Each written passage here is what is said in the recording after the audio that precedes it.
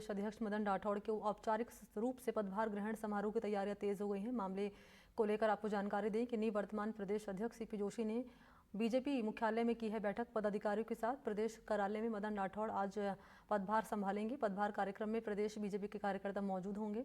पदभार के बाद मदन राठौड़ करेंगे जनसभा को संबोधित। मुख्यमंत्री भजनलाल शर्मा का भी रहेगा संबोधन। समारोह की तैयारियों को लेकर अलग अलग कमेटियां गठित की गई हैं।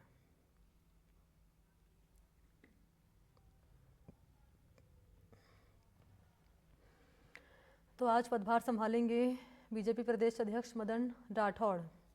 हालांकि उससे पहले तैयारियों को लेकर महत्वपूर्ण बैठक भी बुलाई गई है और आज पदभार संभालने वाले हैं मदन राठौड़ बीजेपी प्रदेश अध्यक्ष के तौर पर। और जैसे ही वो पदभार ग्रहण करेंगे उसके बाद आपको जानकारी दें कि जनसभा बुलाई गई है। जनसभा में संबोधन होगा मदन राठौड़ का और सीपी जोशी। पॉलिटिकली बैकग्राउंड क्या रहा है मदन राठौड़ का वो भी आप जान लीजिए। मदन राठौड़ का ओबीसी समुदाय से ताल्लुक रहा है। आरएसएस के प्रचारक के रूप में सियासी करियर की उन्होंने शुरुआत की है। इसके अलावा ज़्यादा जानकारी लिए वीरेंद्र इस वक्त मेरे साथ मौजूद है। वीरेंद्र, क्या है पूरी खबर, क्या अभी हलचल नज़र आ रही है बीजेपी प्रदेश मुख्यालय में और क्या वक्त बताया जा रहा है जब मदन राठौड़ करेंगे पदभार ग्रहण?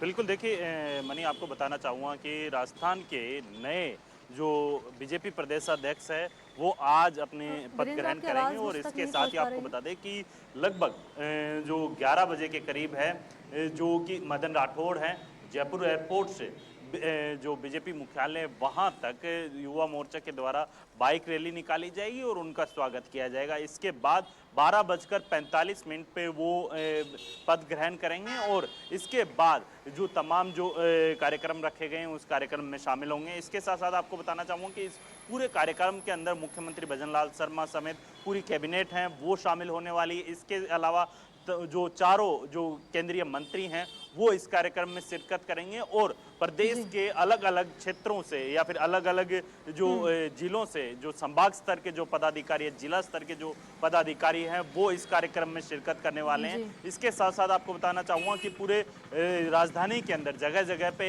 मदन राठौड़ के जो बीजेपी प्रदेश अध्यक्ष बनने की जो बधाइयों के जो पोस्टर्स हैं, जो बैनर्स हैं, वो हर चौराहे पे, हर नुक्कड़ पे आपको देखने को मिल सकते हैं। इसके साथ ही आपको बता दें कि जिस तरीके से मदन राठौड़ हैं वो ओबीसी चेहरे के अंदर बड़ा चेहरा माना जाता है और अब उन्हें प्रदेश की जिम्मेदारी दी गई। वर्तमान में वो राज्यसभा सांसद है। तो जिस तरीके से राजस्थान के अंदर उन्होंने अपनी राजनीतिक भूमिका की अगर मैं बात करूं तो मदन राठौड़ 2 बार पाली के सुमेरपुर से विधायक चुने जा चुके हैं। इसके बाद उन्होंने 4 बार पाली जिले के ही जिला जो कह सकते हैं जिलाध्यक्ष के तौर पे अपनी भूमिका निभाई है।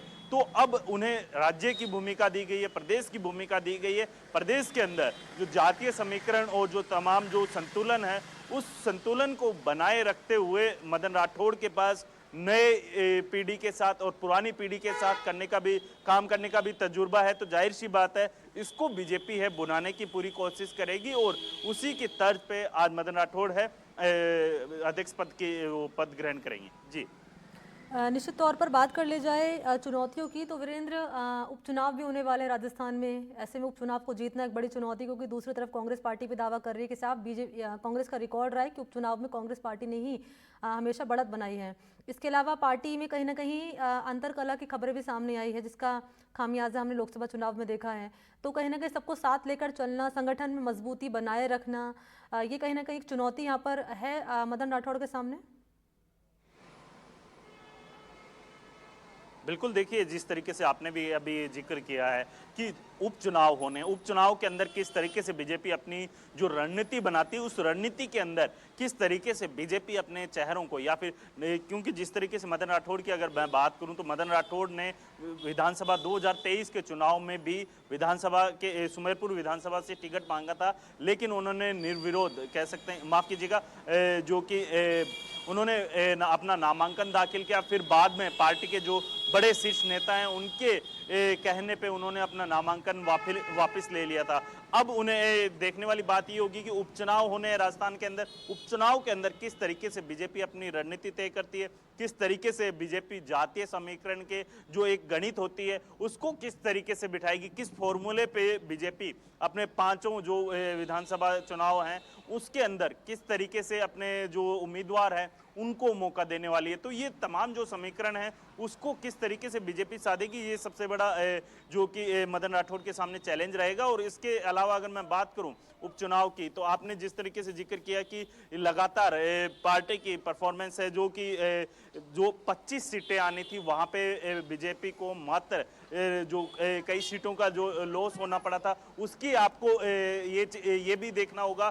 तो ये किस वजह से हुआ और पार्टी के जो तमाम जो पदाधिकारी हैं उनके लिए भी ये रहेगा सबसे बड़ा चैलेंज कि पार्टी को किस तरीके से पांचों की पांचों जो विधानसभा सीटें हैं उपचुनाव जहां पे होने हैं उन पे किस तरीके से जीत हासिल करनी है, वो सबसे बड़ा चैलेंज रहेगा। और एकजुटता जो कि सबसे बड़ी बात है, क्योंकि जिस तरीके से आपने देखा कि कहीं ना कहीं जो लोकसभा चुनाव के अंदर जो बीजेपी के तमाम जो जिला स्तर के पदाधिकारी की बात कर लीजिए या बूथ स्तर के पदाधिकारियों की बात कर लीजिए, ये तमाम जो पदाधिकारी हैं कहीं ना कहीं जो पार्टी के जो पदाधिकारियों के अंदर एक वो था कि उनकी योग्यता के अनुरूप उन्हें कार्य दिए जाए जिससे क्या है कि पार्टी बूथ स्तर पे मजबूत बन सके।